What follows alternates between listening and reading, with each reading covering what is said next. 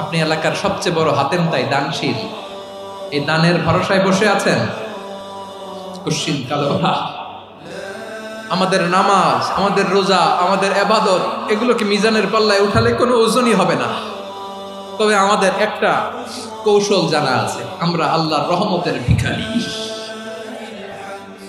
আমরা সেদিন আগেই গুনার স্বীকৃতি দিয়ে দেব।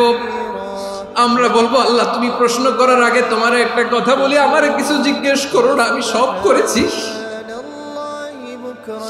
এমন কোন পাপ নাই যে পাপ আমারে দিয়ে হয় নাই। তোমার রহমত দিয়ে তুমি জান্নাতে পাঠাবা, তোমার দয়ায় জান্নাতে যেতে চাই, আমল দিয়ে না। পারবেন বলতে? কিয়ামতের দিন আমরা বলবো, আল্লাহ আমার আমল দিয়ে জান্নাত চাই না, আমি তোমার দয়া দিয়ে জান্নাত চাই। তোমার দয়া ছাড়া আমার কোনো উপায় নাই। কারণ আল্লাহ যদি বিচার করে বাঁচার কারো উপায় নাই। আল্লাহ যদি বলে ফেলেন তুই এটা করলি কেন, ওখানে গেলি কেন, কোরআনে 1000 বার নিষেধ করলাম তারপরেও এই পাপে জড়ালি কেন, এরকম প্রশ্ন ছুড়ে দিলে আমার উত্তর আছে? বাঁচার কোনো উপায় আছে?